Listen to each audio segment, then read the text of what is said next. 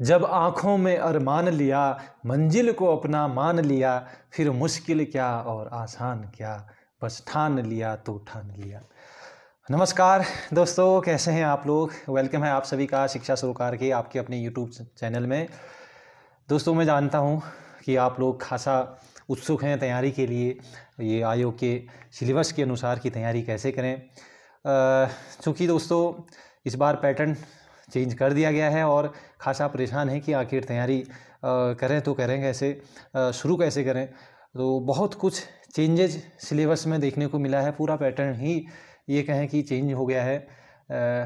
तो दोस्तों, जैसे कि पैटर्न आप जानते हैं कि दो भागों में इसे बांटा गया है, एक भाग एक और एक भाग दो। भाग दो की कोई दिक्कत नहीं है, क्योंकि भाग दो जो है वो विषय आधारित है, सब्जेक्ट, वो आप जानते ही हैं, है ना, कि विषय पर पूछना है। विषय पर पहले भी पूछना ही था और अब भी उसने पूछना ही है। और ये भाग एक जो है ये 50 नंबर का कर दिया है और भाग दो भी 50 नंबर, है ना। अब देखो, दिक्कत है भाग एक में, जिसे क्योंकि 50% जो है वो वेटेज है, यानी कि आधा पूरा पेपर जो है, आधा पेपर है ना, आधा पेपर जो है वो भाग एक से आना है। तो इसकी तैयारी कैसे करें दोस्तों। देखो, आपको परेशान नहीं होना है और हम कक्षाएं भाई शुरू करने जा रहे हैं, और बहुत बेहतरीन तरीके से, क्योंकि आप जानती हैं बहुत पहले से आप लोग जुड़े हुए हैं हमसे। तो तैयारी कैसे करनी है ये हम बखूबी इस चीज़ को जानते हैं, इस चीज़ से वाकिफ़ हैं। तो आपको भाग एक की कोई दिक्कत नहीं लेनी है। 50% जो अंक है, यानी कि आधा जो पेपर है, वो हम इसकी कक्षाएं शुरू करने जा रहे हैं। तो आज पहली कक्षा देखेंगे, है ना।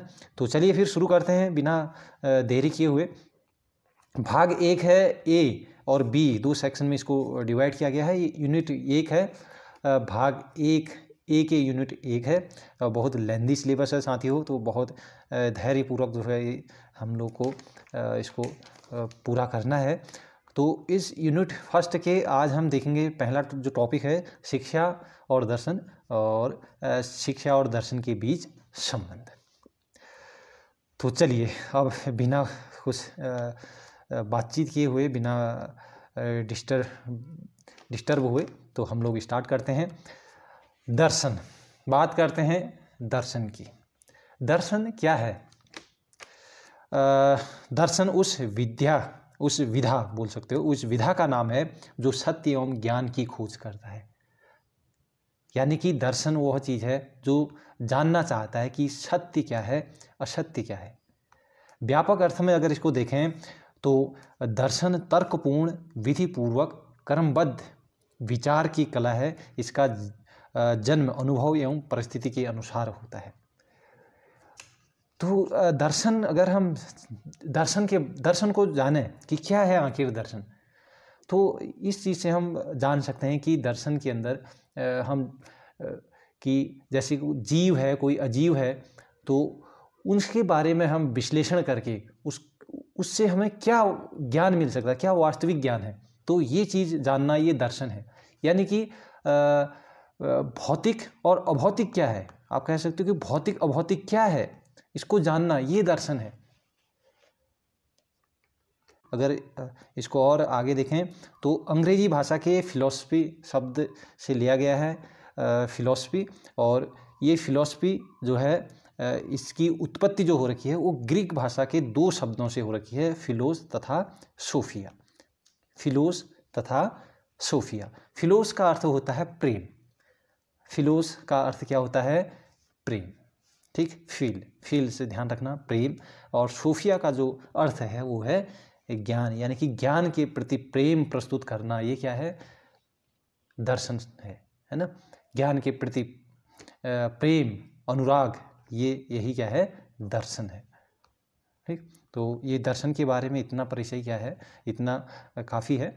और दर्शन बस इतना समझ लेना है कि दर्शन से मतलब ये है कि सत्य क्या है, असत्य क्या है, उसके जो वस्तु है जिसके बारे में हम पता करना चाह रहे हैं, जिसके बारे में हम जानकारी लेना चाहते हैं, वो आखिर क्या है, वो चीज़ है ना, दर्शन।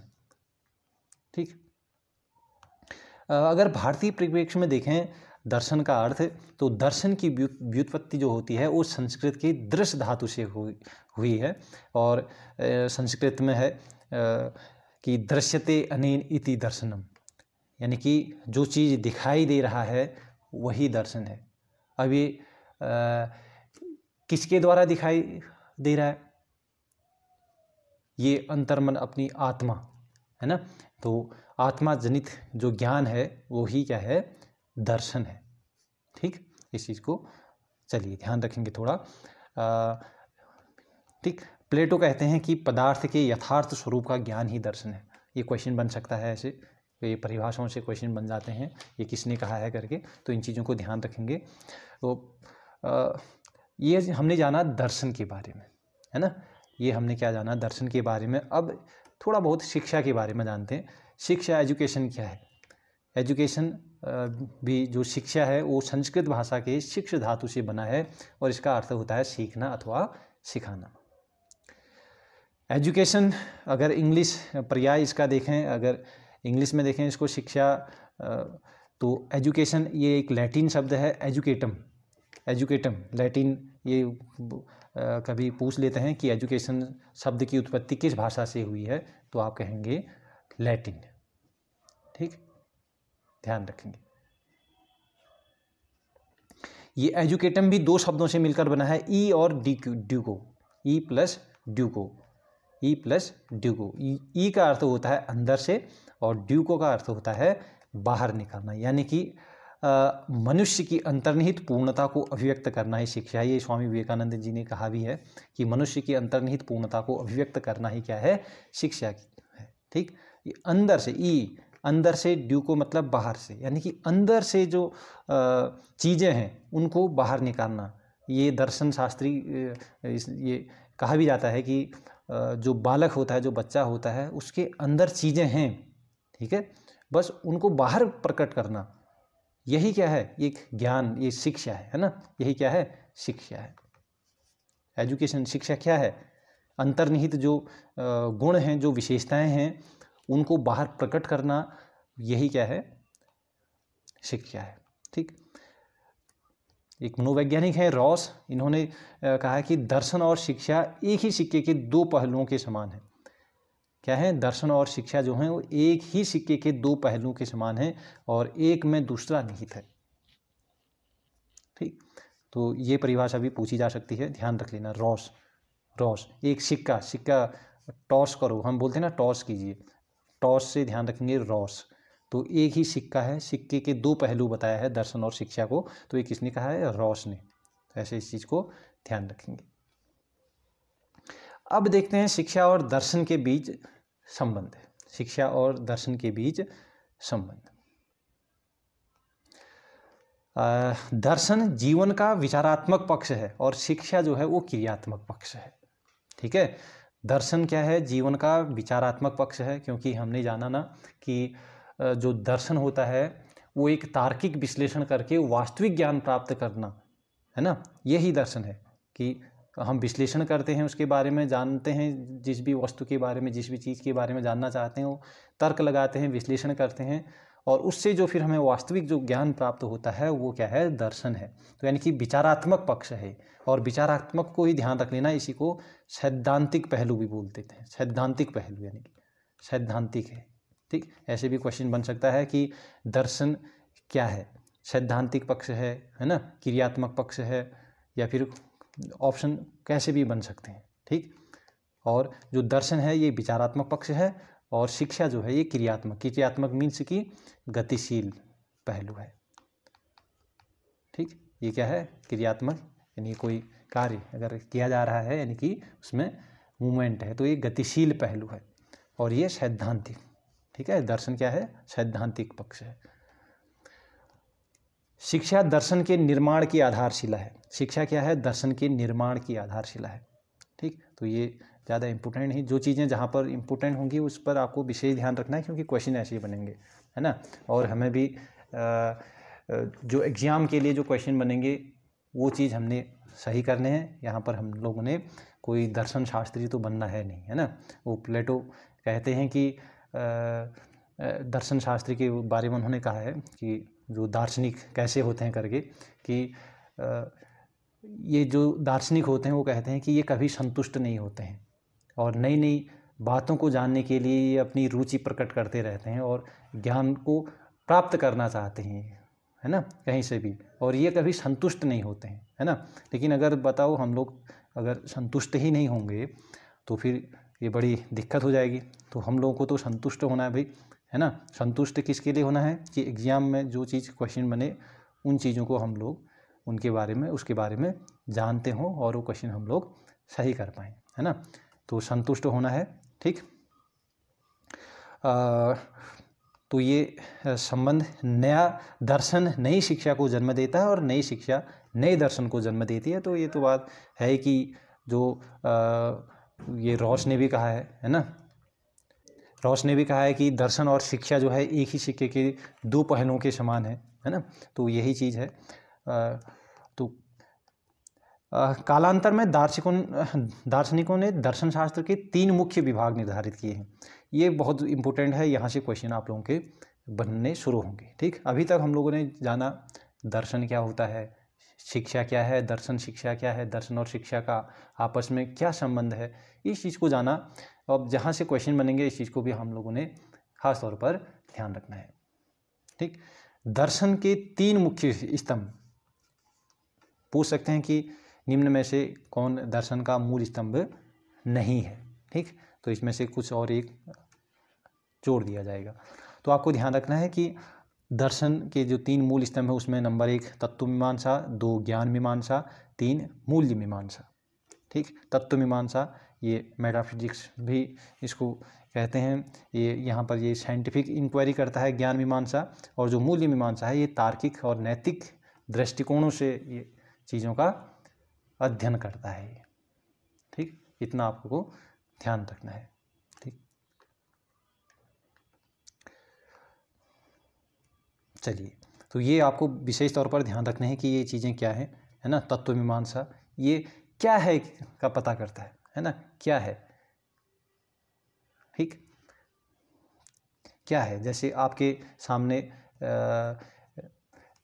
मोबाइल फ़ोन है, तो ये क्या है ना, क्या है। तो आप कहेंगे कि ये क्या है, ये भाई स्मार्टफोन है ना, ये बुक है।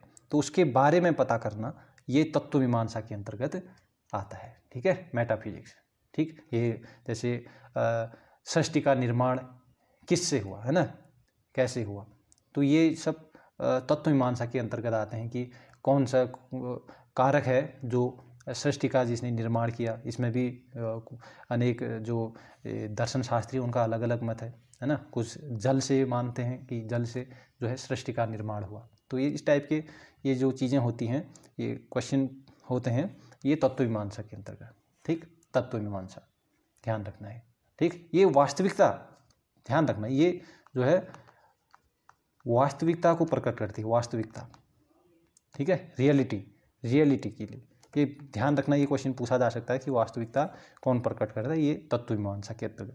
ज्ञान मीमांसा, ज्ञान है ना, तो ज्ञान से समझ आ रहा है ना, साइंटिफिक इंक्वायरी, ठीक। ये चीज़ है तो क्यों है, ठीक है, स्मार्टफोन आपके पास है तो क्यों है। मूल्य मीमांसा ध्यान रख लेना, यहाँ से क्वेश्चन बनते हैं। तार्किकता, नैतिक जो दृष्टिकोण है, नैतिक जो विचार हैं, तो ये सब क्या है, मूल्य मीमांसा के हैं, ठीक है। नैतिक दृष्टिकोण है, तार्किक दृष्टिकोण इसी में आएंगे। जैसे शुभ अशुभ है ना, शुभ अशुभ, ये नैतिक अनैतिक, सामाजिक असामाजिक चीज़ें, ठीक। तो इनका इन दृष्टिकोणों की विवेचना करना ही क्या है, मूल्य मीमांसा है, ठीक। यानी कि सही गलत व्यवहार क्या है, आपका आचरण है ना, क्या है, कैसा है, इसका अध्ययन क्या है, किसके अंतर्गत, मूल्य मीमांसा के अंतर्गत किया जाएगा। प्रमुख भारतीय दर्शन कौन कौन से हैं, इनको ध्यान रखना है। यहाँ से क्वेश्चन 1 नंबर का क्वेश्चन जरूर यहाँ से पूछा जाएगा। ये न्याय दर्शन कौन है, न्याय गौतम, जैसे गौतम बुद्ध के बारे में आपने पढ़ा है ना, गौतम बुद्ध, जैसे ये महर्षि गौतम है। जैसे इससे आपको रिलेट करना है कि गौतम बुद्ध ही न्याय करेंगे भाई, ठीक है। गौतम बुद्ध क्या करेंगे, न्याय करेंगे, ऐसे रिलेट करना इसको। तो महर्षि गौतम ने दिया, गौतम ने न्याय दर्शन, ठीक। तो ये सांख्य दर्शन किसने दिया, महर्षि कपिल ने। सांख्य दर्शन किसने दिया, महर्षि कपिल। सांख्य शक, ऐसे रिलेट कर लेना, शक, ठीक है, शक, शक हो रहा है भाई, ठीक है। सांख्य, सौ कौ से कपिल, सांख्य दर्शन महर्षि कपिल। मीमांसा दर्शन, अब मीमांसा दर्शन को भी दो भागों में बांटा जाता है।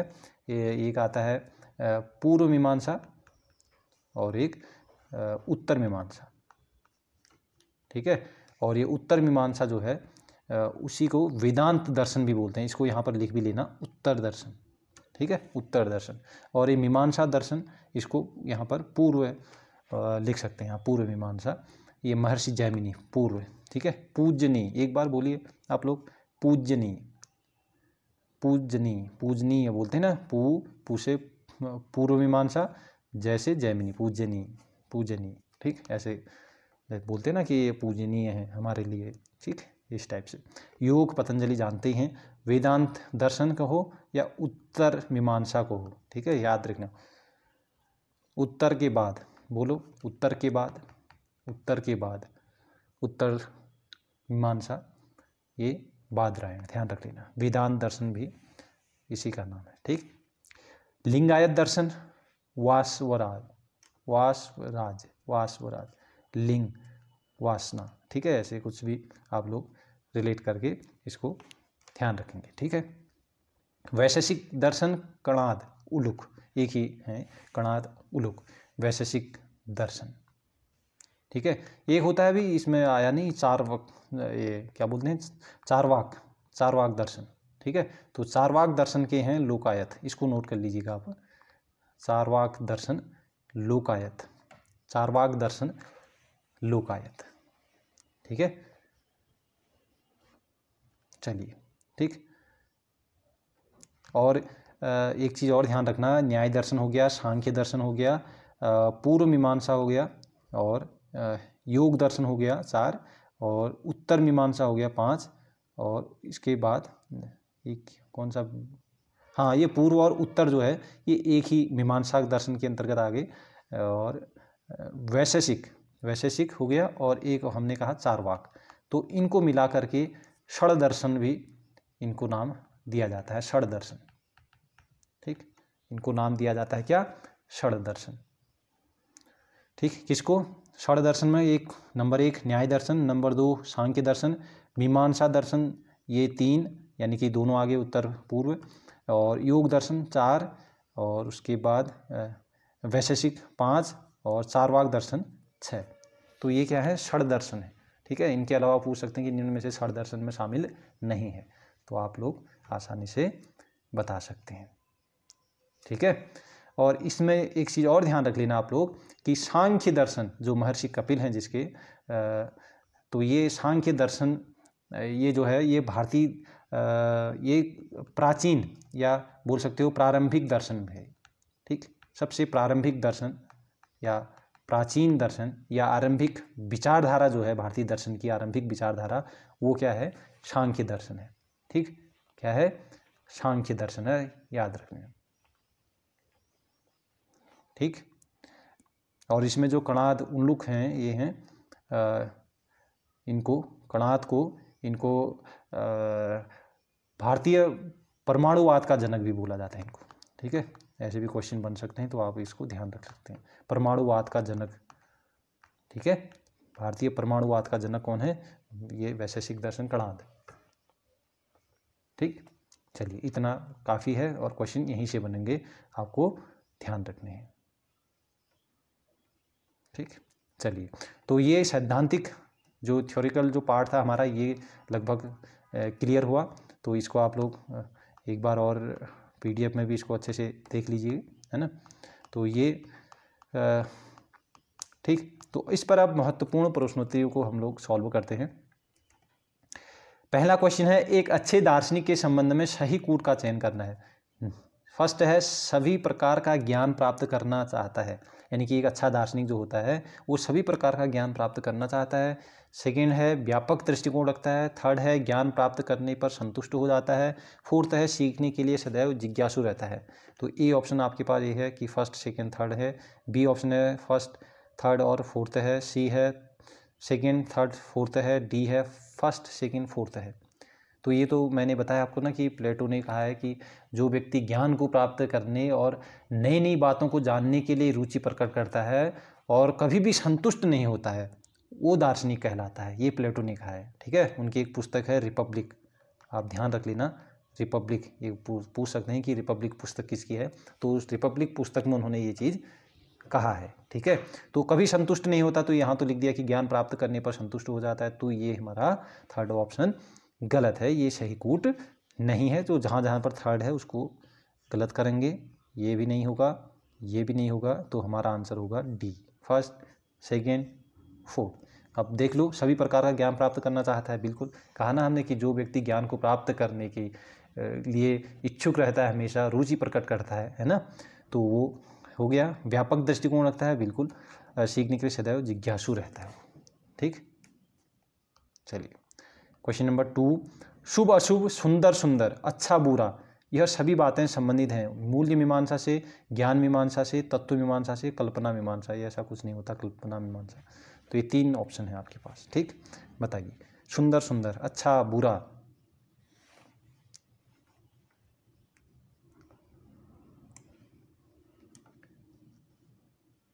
ठीक, सही गलत व्यवहार। तो ये जो है नैतिक मूल्य है ना, और नैतिक मूल्यों की और नैतिक जो दृष्टिकोण है उसकी बात करता है मूल्य मीमांसा। ठीक, नैतिक मूल्य मीमांसा। क्वेश्चन नंबर 3, परपंचात्मक आदर्शवाद का प्रतिपादन किया है। तो ये थोड़ा सा अलग से हटके क्वेश्चन आ गया, कोई बात नहीं। ठीक, तो कुछ इस टाइप के क्वेश्चन भी जो है क्वेश्चन जब एमसीक्यूज बना रहे हैं तो उसमें रख दिए हैं ताकि आप इनको भी जान जाएं। तो परपंचात्मक आदर्शवाद का प्रतिपादन किसने किया? तो ये किया है कांट ने। किसने किया है?